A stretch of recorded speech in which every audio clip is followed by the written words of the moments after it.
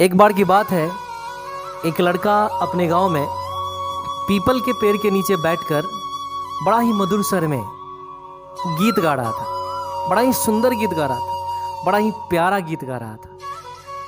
तो हुआ यूं कि वहाँ पर जहाँ पे वह लड़का गीत गा रहा था, वहाँ पर कुछ लोग पहुँचे, और जो भी लोग पहुँचे वहाँ पे वो सारे लोग उस लड़का के गीत को सुनकर हंसने लगे, उसका मजाक उड़ाने लगे और बोलने लगे, ये जो लड़का है पता नहीं क्या गा रहा है, कुछ समझ में नहीं आ रहा है।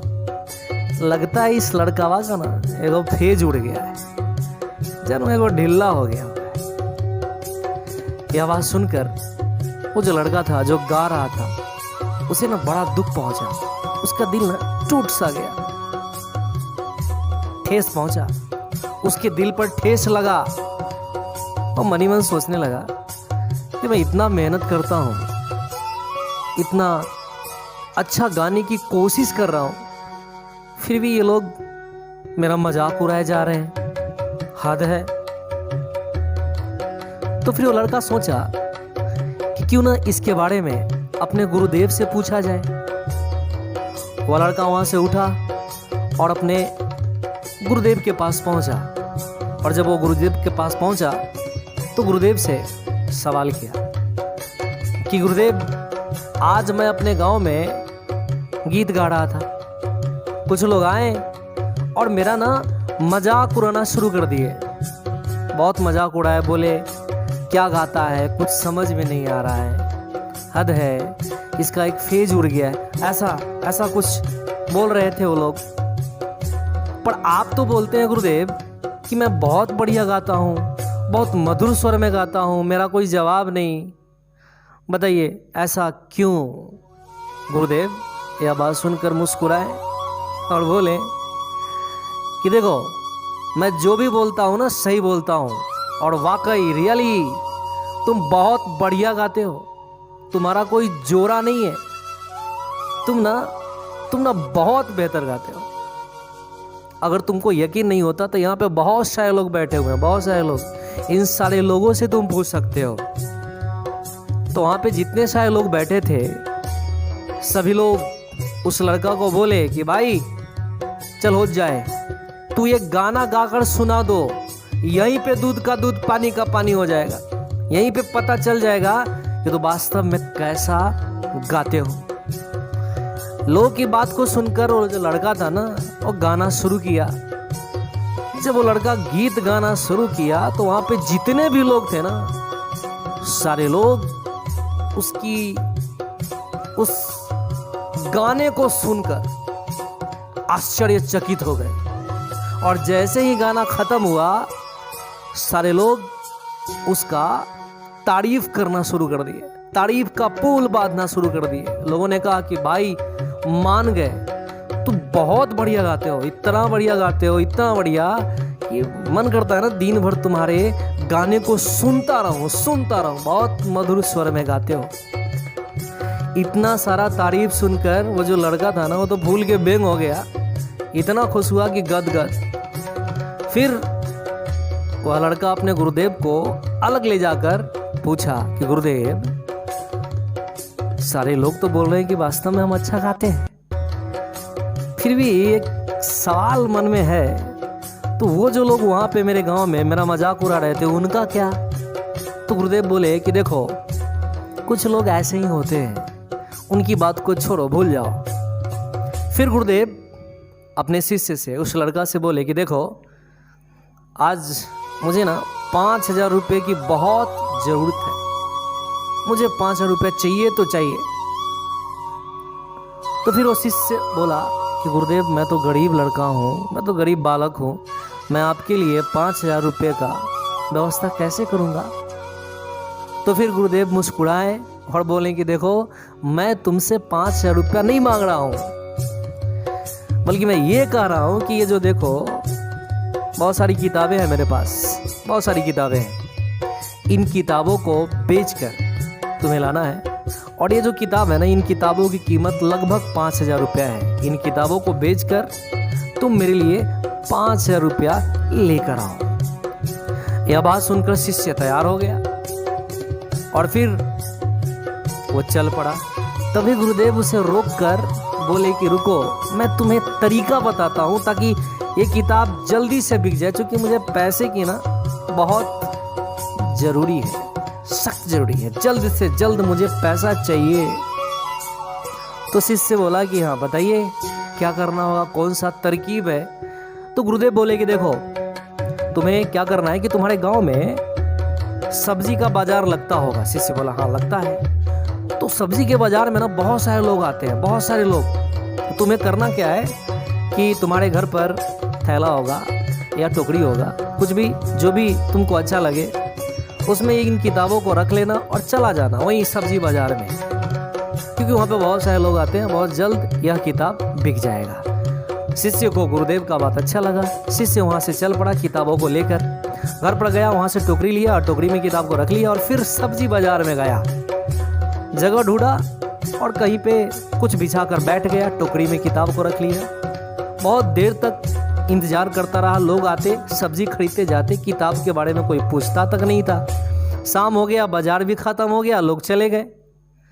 अब वो जो शिष्य था ना, वो बहुत उदास हो गया, बहुत दुखी हो गया, बहुत परेशान हो गया।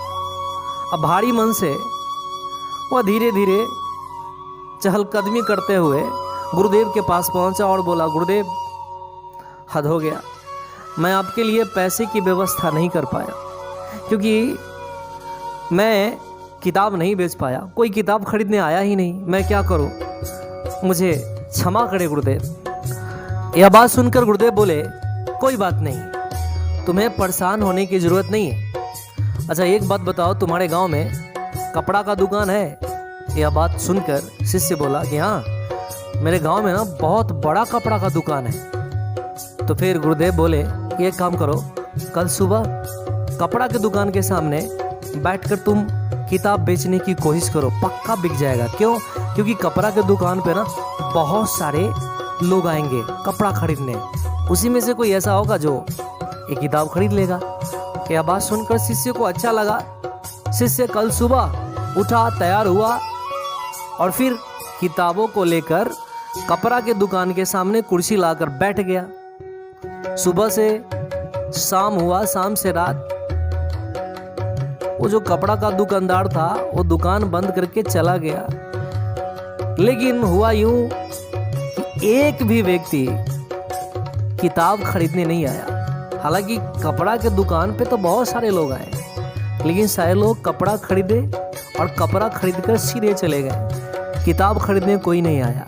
एक बार फिर ये जो बालक था उदास हो गया और रोने लगा, इस बार तो रोने लगा और फिर भारी मन से रोते हुए गुरुदेव के पास पहुंचा और बोला, गुरुदेव हद हो गया, मैं ना किताब नहीं बेच पाया और आपके लिए फिर मैं पैसा की व्यवस्था नहीं कर पाया।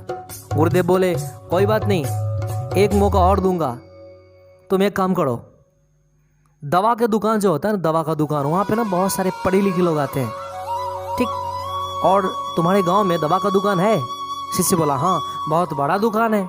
तो ठीक है, कल सुबह दवा के दुकान के सामने कुर्सी लगाकर बैठ जाना, किताब लेकर, कोई ना कोई पक्का किताब खरीद लेगा।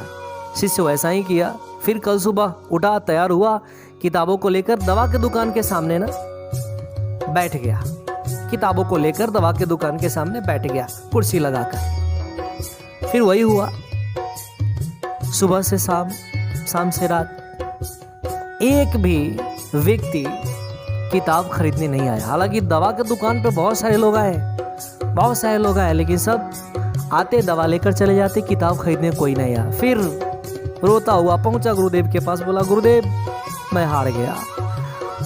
तो यह सुनकर गुरुदेव बोले कि चलो एक मौका मैं तुम्हें फिर दिया और ये अंतिम मौका है, ध्यान रखना। अच्छा एक बात बताओ, क्या तुम्हारे गांव में किताब का दुकान है? यह बात सुनकर शिष्य बोला कि हाँ, किताब का दुकान तो मेरे गांव में बहुत बड़ा है। तो गुरुदेव बोले कि चलो ठीक है, कल सुबह तुम उस किताब के दुकान के सामने इन किताबों को बेचना। शिष्य समझ गया, चला गया।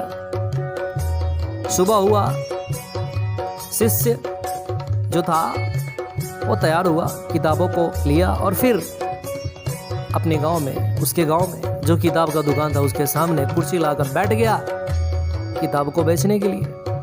कुछ देर बैठा रहा, तभी हुआ यूं, थोड़ा देर ही बैठा था कि कुछ लोग वहां पे आ गए और उन किताबों का कीमत 7,000 लगा दिया। शिष्य सोचा कि गुरुदेव तो बोले थे कि 5,000 ही है किताब का कीमत और 5,000 के बदले यहाँ पे 7,000। यह सुनकर शिष्य बहुत खुश हुआ।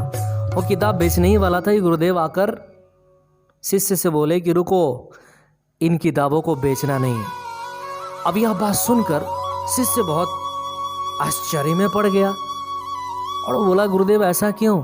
आपने ही तो कहा है किताब को बेचने के लिए अच्छा कीमत दे रहा है, कहाँ 5,000 कहाँ 7,000, 2,000 रुपया ज़्यादा दे रहा है। यह सुनकर गुरुदेव बोले कि देखो, ना मुझे पैसे की ज़रूरत है और ना मुझे इन किताबों को बेचना है। मैं सिर्फ ऐसा तुम्हें समझाने के लिए किया हूँ, क्योंकि मैं जान रहा था कि अभी भी तुम्हारे मन में उन लोगों के प्रति कुछ ऐसा है। जो लोग तुम्हारा मजाक उड़ा रहे थे, उन लोगों के प्रति अभी भी तुम्हारे मन में कुछ ऐसा चल रहा है जो कि तुम अपने आप को दोषी समझ रहे हो। एक बात हमेशा ध्यान रखना, बुजुर्गों ने कहा है, भैंस के आगे बीन बजाई, भैंस बैठ पहुड़ाई।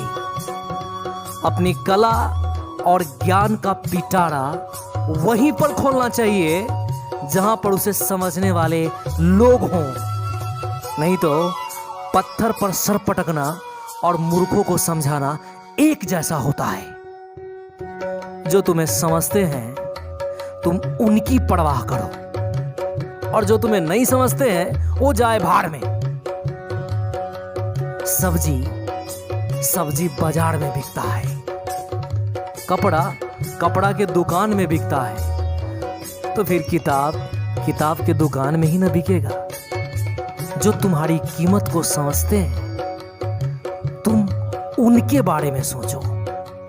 हमेशा इस बात को ध्यान रखना कि हीरा को जोहरी पहचानता है, अन्यथा अनजान लोग तो उस हीरा को भी ठोकर मारकर आगे निकल जाते हैं।